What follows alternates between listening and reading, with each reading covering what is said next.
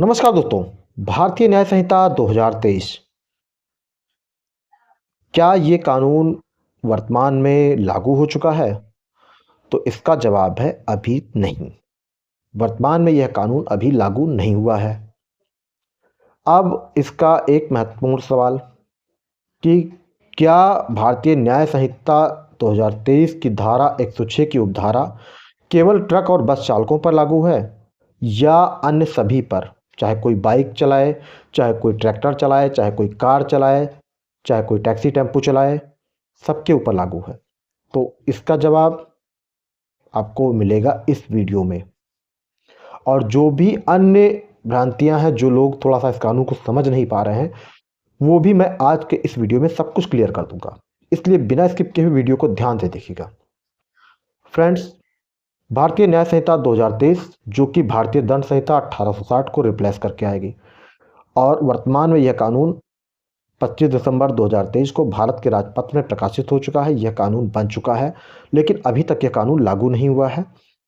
केंद्र सरकार हो सकता है शीघ्रतम ही नोटिफिकेशन के जरिए इस कानून के संपूर्ण प्रावधान को संपूर्ण देश में या कुछ प्रावधान को किसी एक राज्य में या किसी देश के किसी एक भाग में लागू करे। तो वर्तमान में जो स्थिति है वो ये कि यह कानून अभी लागू नहीं है। अभी वर्तमान में भारतीय दंड संहिता 1860 ही प्रचलित है। अब आती है बात ये कि इस कानून की धारा 106 की उपधारा 2, जिसका विरोध ट्रक बस चालकों के द्वारा किया जा रहा है, एक्चुअल में क्या है इस धारा में, इसको समझने की जरूरत है। फ्रेंड्स, इस कानून की धारा 106 की उपधारा 2 में जो प्रावधान है वो ये है कि कोई वाहन चालक, कोई व्यक्ति जो कि उपेक्षापूर्ण उतावलेपन से ड्राइविंग करता है और उसके द्वारा किसी व्यक्ति की मृत्यु कारित कर देना या मृत्यु कारित कर देता है, जो कि आपराधिक मानववध यानी हत्या की कोटि में नहीं आता है, वो एज ए मर्डर काउंट नहीं होता है। और ऐसा व्यक्ति ऐसी घटना कारित करने के बाद, मतलब एक्सीडेंट करने के बाद उसे जानकारी होगी कि किसी व्यक्ति की मृत्यु हो गई, संबंधित थाने पर पुलिस को सूचित नहीं करता है, मजिस्ट्रेट को सूचित नहीं करता है। मजिस्ट्रेट से यहाँ मतलब है तहसीलदार, नायब तहसीलदार, एसडीएम, डीएम, एडीएम, किसी को भी अगर आप सूचित नहीं करते हैं और आप भाग जाते हैं, तो ऐसी सिचुएशन में आपको 10 साल तक की सजा और जुर्माने से दंडित किया जा सकता है। यह ऑफेंस कागजिजेबल है, संज्ञेय प्रकृति का है, नॉन बेलेबल है, tribal by first class magistrate है। मतलब इसकी एफआईआर दर्ज होगी, अजमानतीय है, लेकिन प्रथम श्रेणी मजिस्ट्रेट के द्वारा विचारणीय है। अब मैं थोड़ा सा आपको डिटेल में समझा देता हूं। यहां पर जो वाहन शब्द का प्रयोग किया गया है, इसमें यह नहीं कहा गया है कि कोई बाइक चालक होगा, कोई ट्रैक्टर चालक होगा, कोई टैक्सी चालक होगा, कोई ट्रक चालक होगा, कोई बस चालक होगा, कोई कैब चालक होगा, कोई जो भी है। यहां पर यांत्रिक चालक मतलब मोटर व्हीकल अगर आप कोई भी चला रहे हैं, तो उस सिचुएशन में ये प्रावधान आपके ऊपर लागू होता है। और लागू कब होगा? जब आपसे कोई ऐसी घटना हो जाती है जिसमें किसी व्यक्ति की मृत्यु कारित हो जाती है, जिसे हिट एंड रन का नाम दिया जाता है, कि आपने किसी को टक्कर मारी और आप भाग गए। आप अगर घटना होने के बाद संबंधित थाने के पुलिसकर्मियों को, मीन्स जो भी एसएचओ हो या जिसका भी नंबर आपको अवेलेबल हो पाए, या आप संबंधित थाने पर स्वयं जाकर सूचित करते हैं या मजिस्ट्रेट को सूचित कर देते हैं कि मेरे इस व्हीकल नंबर से अभी एक्सीडेंट हो गया है जिसमें एक व्यक्ति की मृत्यु या दो व्यक्ति की मृत्यु हो गई है, या घटना में संभावना है कि मृत्यु हो गई है। तो अगर आप सूचित कर देते हैं तो आपके ऊपर यह धारा लागू नहीं होगी। आपके ऊपर इसी धारा यानी 106 की उपधारा 1 के प्रावधान लागू होंगे, जिसमें केवल 5 वर्ष तक की सजा और जुर्माने का प्रावधान है। और वो सेक्शन भी tribal by first class magistrate है, कागजिजेबल है, संज्ञेय प्रकृति का है, जिसकी एफआईआर रजिस्टर्ड होगी, नॉन बेलेबल है। अब आती है तीसरी बात। तीसरी बात यह है कि भाई 10 साल तक की सजा और जुर्माने का प्रावधान है, तो क्या जुर्माना कितना है?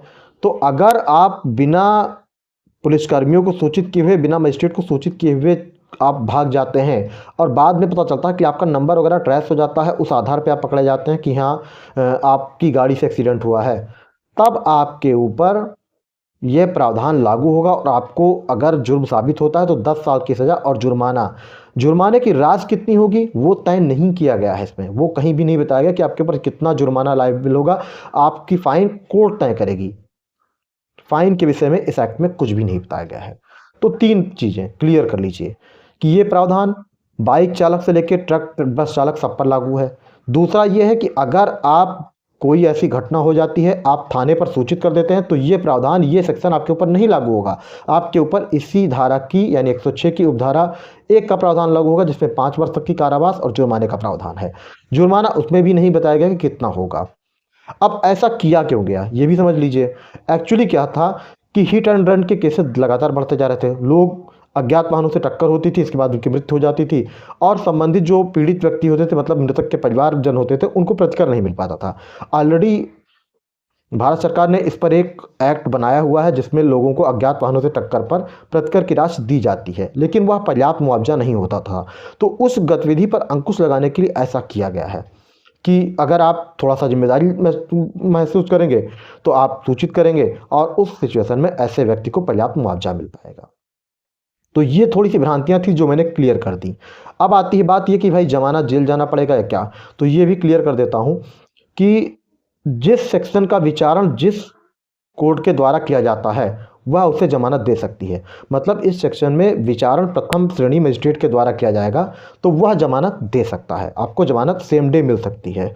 अब आती है एक बात और भी कि कोई व्यक्ति ये कह रहा है कि हाँ हम घटनास्थल पर रुकेंगे तो हमारी जान ले ली जाएगी। तो भाई ये नहीं कहा गया है कि आपको घटनास्थल पर रुकना है, बट आपको उस इंसिडेंट, उस घटना की सूचना आपको संबंधित थाने पर या मजिस्ट्रेट को देनी है। आपकी इतनी लायबिलिटी है। अब थोड़ा सा पुराने कानून पे भी चलते हैं कि 304 ए आईपीसी जो लागू थी उसमें 2 वर्ष तक की सज़ा या जुर्माने का प्रावधान था और जिसमें इजीली थाने से लोगों को मुचलके पर भी छोड़ दिया जाता था, बाद में वो बेल करवाते रहते थे। तो थोड़ा सा इस कानून के प्रावधान स्ट्रिक्ट हैं। तो फ्रेंड्स आज की वीडियो में बस इतना ही। जय हिंद।